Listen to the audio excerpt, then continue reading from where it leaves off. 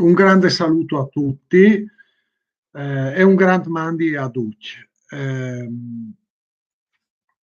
Allora, dopo la pubblicazione e la divulgazione del nostro oramai noto, apprezzato PDF sulle ricorrenze friulane, abbiamo pensato a una diretta molto particolare, un po' diversa dal solito, per divulgare invece un nostro nuovo PDF, ehm, questa volta per una ricorrenza, diciamo così, italica, nel senso che è stata adottata ufficialmente anche da parte dello Stato italiano, anche se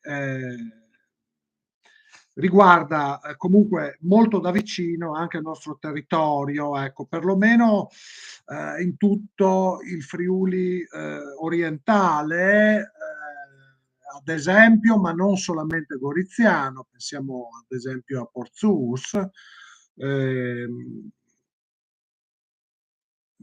ma anche, insomma, è molto rilevante anche per quella che è la vera e propria dignità internazionale del confine sul che è stato istituito dal Trattato di pace di Parigi del 10 febbraio del 1947. Ora, ehm, proprio questa data ci introduce, diciamo, a quello che è l'argomento di questo video, spero breve, semplice, il più possibile divulgativo. Ora andiamo a parlare brevemente, per quanto è possibile, insomma, di foibe, di esodo, del confine orientale d'Italia e di molto altro in realtà.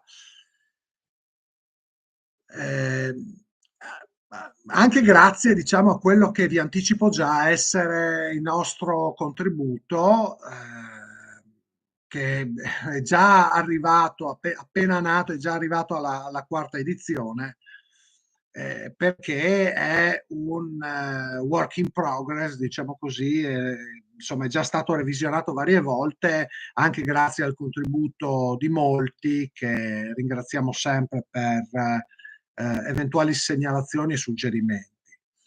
Eh, che dire, potremmo stare qui ore, ma mi interessa particolarmente andare a fare chiarezza su quello che è uno dei principali temi di discussione, ovvero sia, ad esempio, le cifre di questi eccidi, di queste vittime. Ora, se io vi dico, vi sparo un numero, 500 morti, allora è possibile andare a pensare, ad esempio, alle prime foibe istriane nel settembre e nell'ottobre del 1943. Ma non dimentichiamo che 500 morti sono anche le donne, i bambini, le vittime, morti di fame, i cui resti sono conservati, ad esempio, nel sacrario del campo di concentramento fascista per civili slavi a Gonars nel nostro Friuli. Facciamo un altro esempio, procediamo per spot perché altrimenti non ne usciamo a livello di tempi. Se io vi dico circa 5.000 morti, perché sono cifre ovviamente indicative, ecco, di massima, ehm, è possibile pensare a quelle che sono state le seconde foibe, diciamo non solamente a Trieste, ma anche ad esempio nel Friuli orientale goriziano. Ricordiamo ad esempio i prelevati da Gorizia, ecco, eh, durante quelli che sono stati non solamente a Trieste i circa 45 giorni di occupazione titina nel maggio e nel giugno del 1945 fino agli accordi di Belgrado. Ora, ricordiamoci però che sull'altro piatto della bilancia stanno altri 5.000 morti che sono sempre i civili slavi, in maggioranza sloveni, morti sempre di fame, di freddo, esposti alle intemperie, esposti alla bora, attendati nel campo fascista di Arbe, sull'isola di Rab in Croazia. Altro esempio, se io vi dico insomma un altro numero indicativo, 300.000, 350.000 circa, sempre approssimativo ovviamente, insomma, si può pensare agli esuli istriani, fiumani, dalmati, insomma, insomma, che hanno abbandonato, diciamo, la cosiddetta Venezia Giulia dopo il secondo conflitto mondiale, ma un numero analogo insomma sono solamente gli sloveni, senza contare i croati, che sono stati esposti durante il ventennio fascista al tentativo di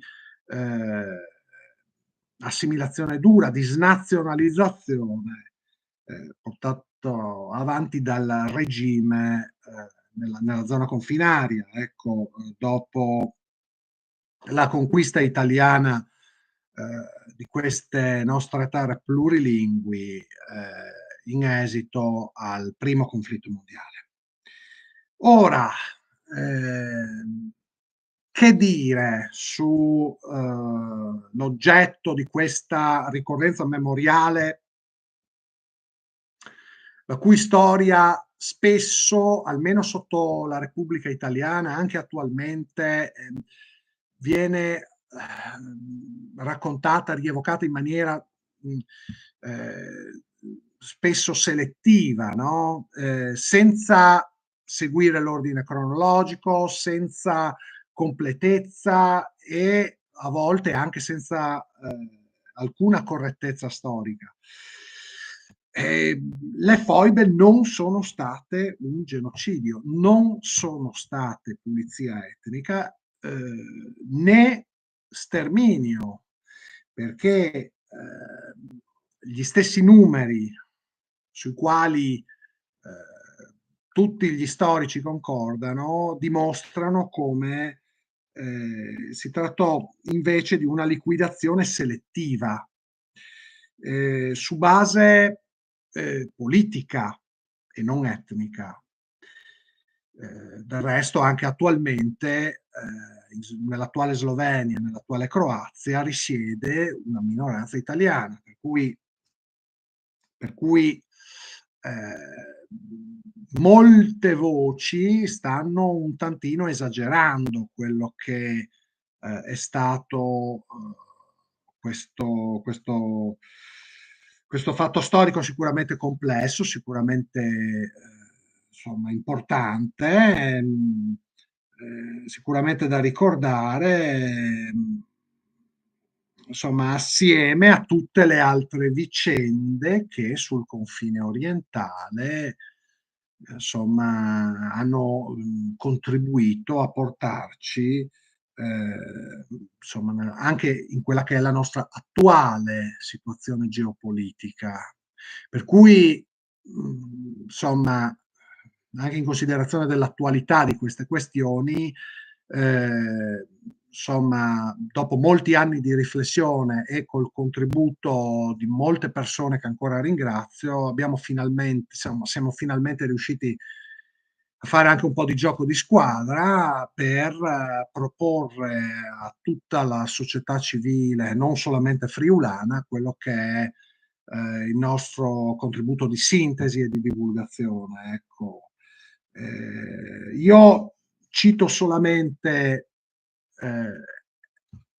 quelle che sono le fonti scritte di Edvard Kardelj, che era il braccio destro sloveno di Tito, il ministro degli esteri della Repubblica Socialista Federativa Jugoslava, il quale ordinava di epurare, ovvero sia liquidare, eh, non sulla base dell'etnia italiana, ma sulla base del fascismo. Per cui è evidente la finalità politica e non etnica di quelle che sono state indubbiamente queste stragi che hanno colpito gli italiani, i quali ultimi tuttavia non sono state le uniche vittime. Ecco. Anzi, insomma, proprio in quel periodo in Slovenia ben altri oppositori politici del regime comunista titino hanno subito ben di peggio in realtà, con cifre incomparabili rispetto a quelle della comunità italiana in realtà. Per quanto riguarda più direttamente le questioni friulane, le questioni che riguardano insomma, più direttamente il nostro Friuli, dobbiamo dedicare un approfondimento particolare sull'oramai noto caso di Portsmouth, che è, insomma, direi paradigmatico di quelli che sono stati i rapporti davvero complicati, ecco, difficili, problematici, per usare un eufemismo, insomma, in quegli anni sulle nostre terre, su tutte le nostre terre, Friuli compreso.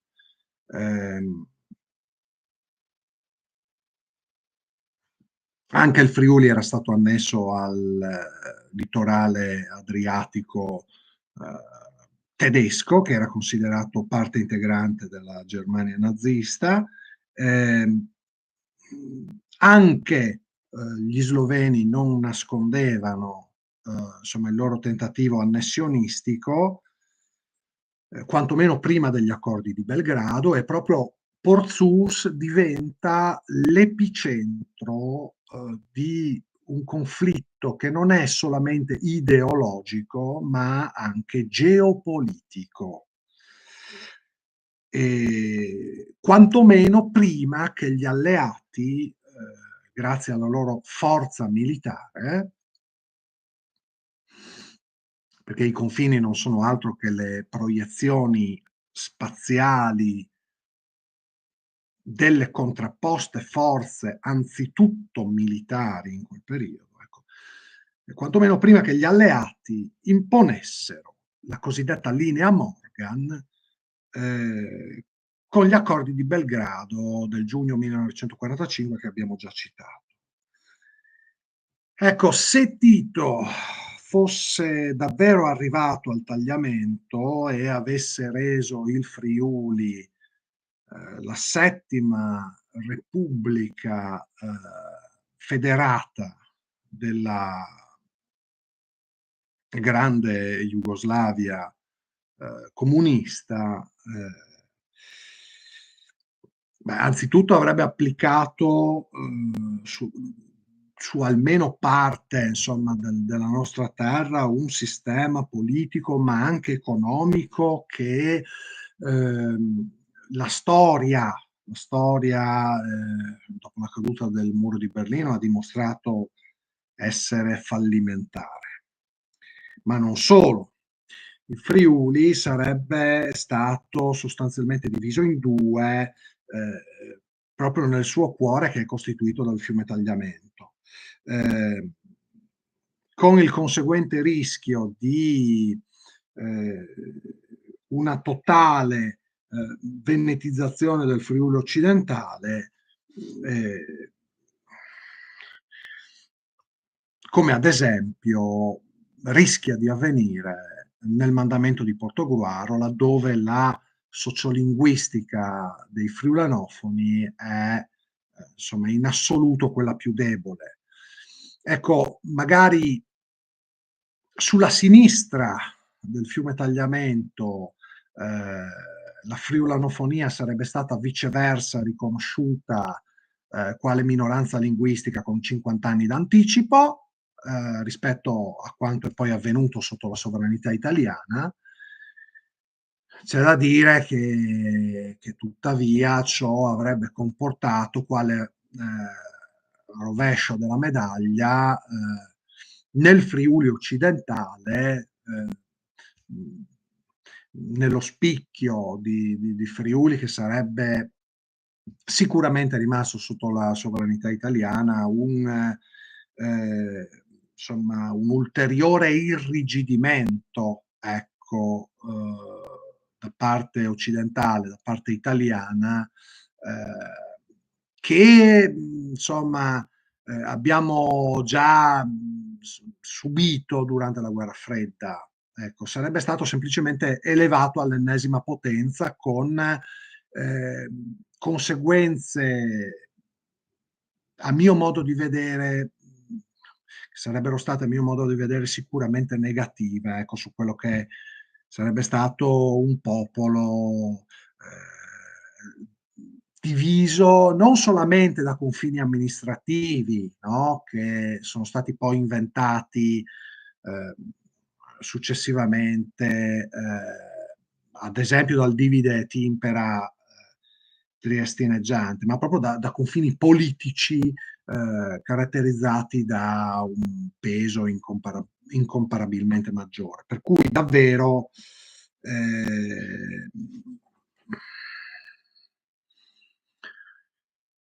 non c'è un male che non sia un bene. In ogni caso la storia non si fa né con i se né con i ma, la storia è andata così e cerchiamo di continuare a sopravvivere, insomma, da queste parti, nonostante gli attriti geopolitici che inevitabilmente nella nostra zona, che è una zona di faglia non solamente sismica, periodicamente si verificano. Ecco. Io vedo che l'ho già fatta troppo lunga e devo andare a concludere. In sintesi, di questo e di altro, con insomma diversi contributi, si parla in maniera speriamo sintetica, divulgativa, efficace nel PDF che vi indico in descrizione qua giù. Vi ho linkato, diciamo, questo contributo di riflessione che vi invito a scaricare. È un PDF open source, libero e gratuito, come è nostro solito.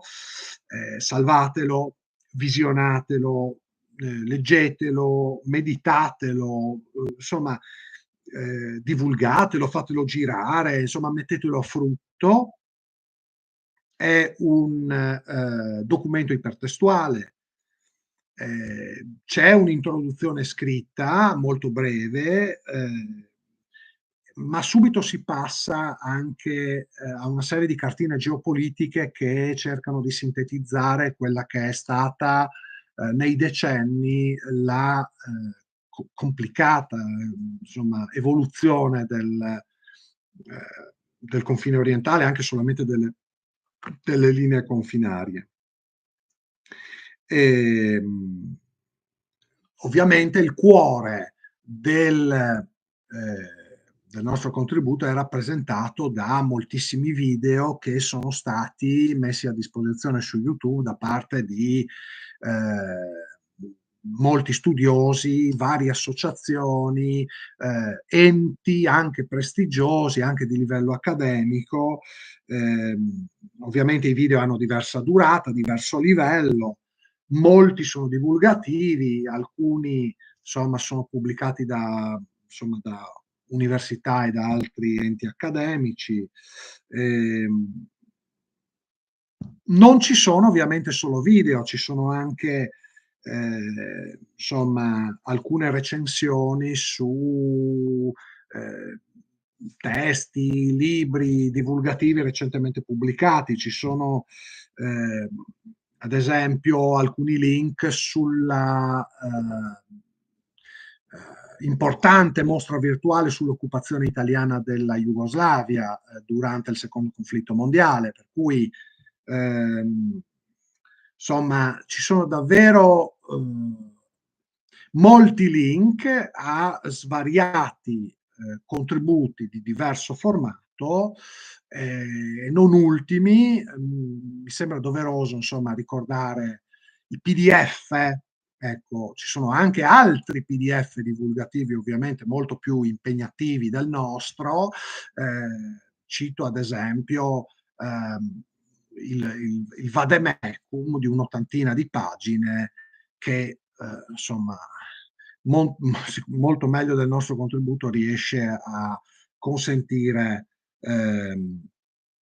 un approfondimento e una divulgazione su queste tematiche.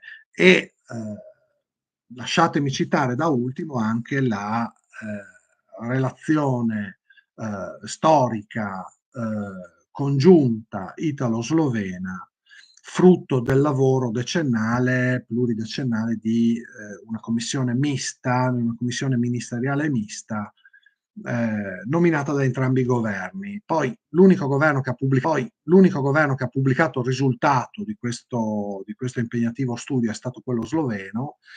Evidentemente a Roma tale relazione, tale PDF ha deluso qualcuno, altrimenti non si spiega insomma la mancata pubblicazione di questo studio storico congiunto, ecco, di questo atto internazionale plurilaterale da parte del governo italiano.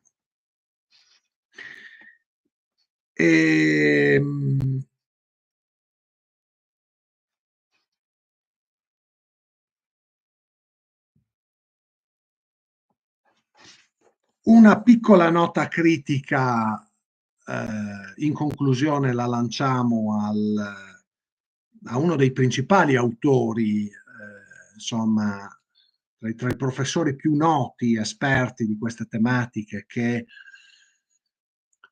insomma, in una sua intervista a Ostana, che è stata pubblicata, insomma, è stata registrata su uno dei video linkati, insomma, ha recentemente definito il friulano un dialetto particolare. Comprenderete che noi rispettiamo tutti, linkiamo i video di tutti, anche se magari non risultano del tutto corretti, ma non è che possiamo lasciar passare una inesattezza, un'improprietà del genere senza sottolineare la oramai pluridecennale, ecco, dignità linguistica del ladino friulano, oramai riconosciuta non solamente a livello glottologico, ma anche giuridico, insomma, da almeno 2 decenni. Per cui il professore in questione sarà anche un grande esperto di storia, ma mi sia consentito evidenziare come forse è il caso che si aggiorni non solamente in glottologia, tra l'altro l'autore della cosiddetta Venezia Giulia già da quasi 2 secoli, insomma, ha pubblicato gli studi Ladini, che proprio questa piena autonomia della lingua friulana hanno già dimostrato da molto tempo, ma direi è il caso che si aggiorni anche su quello che è l'ordinamento speciale della nostra regione autonoma Friuli trattino Venezia Giulia, che ad esempio viene sintetizzato nel nostro piccolo dossier anche dall'ultima delle nostre cartine geopolitiche, per cui ecco, cioè, mi rendo conto che insomma la classe dirigente triestina dimostri qualche difficoltà a riconoscere insomma quella che dovrebbe essere la giusta considerazione anche al Friuli e alle sue peculiarità non solamente geografiche, storiche, ma anche linguistiche e culturali. Tuttavia, insomma, siamo nel 2024 e forse è il caso, ripeto, di aggiornarsi un attimino, ecco, di prendere atto, ecco, di quella che è la nostra attuale realtà giuridica, ecco, costituzionale e statutaria. Consentitemi infine qualche riflessione finale, ecco, di chiusura, davvero, ho finito. Io mi auguro che finiscano anche le polemiche su questo giorno del ricordo del 10 febbraio e anche sull'anniversario di Portsmouth. Che diciamo la contrapposizione politica ecco, lasci spazio diciamo, all'approfondimento, alla divulgazione storica, secondo un metodo un tantino più equilibrato ecco, rispetto a quanto avvenuto finora. Non dobbiamo pensare solo al nostro passato, a mio modo di vedere, dobbiamo pensare anche al nostro futuro. Ed ecco che vi propongo qualche domanda, solo per suggerirvi qualche riflessione, secondo me utile, indispensabile. A conti fatti, attualmente, risulta superiore il concreto livello di tutela della minoranza slovena sotto la Repubblica Italiana oppure quello della minoranza linguistica italiana in Slovenia e Croazia? Questa potrebbe essere una tematica di riflessione. Ma ne esiste un'altra interna a quello che è il nostro ordinamento regionale speciale, ad esempio. Possiamo davvero ritenere pienamente realizzata quella effettiva parità di trattamento tra tutti i gruppi linguistici che il nostro statuto speciale prevede a fondamento della nostra regione, quantomeno duale e quadrilingue? Questa è un'altra grande tematica di riflessione. E infine, forse un'altra tra le principali domande che, a mio modo di vedere, tutti dovrebbero porsi di fronte a questi fatti, di fronte alla nostra... Insomma, quale reale considerazione alla Repubblica Italiana per la nostra regione autonoma Friuli, trattino, perché il trattino esiste, Venezia Giulia? Ecco, tocca ai nostri politici di ogni colore e di ogni grado dare delle risposte a questi interrogativi, ad esempio, a questi e ad altri interrogativi. Non solamente sul nostro passato, che è di competenza anzitutto degli storici, certo, di tutta la società civile, ma anzitutto degli storici. ecco, quanto piuttosto io direi sul nostro futuro. È proprio il nostro futuro che invece dovrebbe essere di competenza della nostra politica.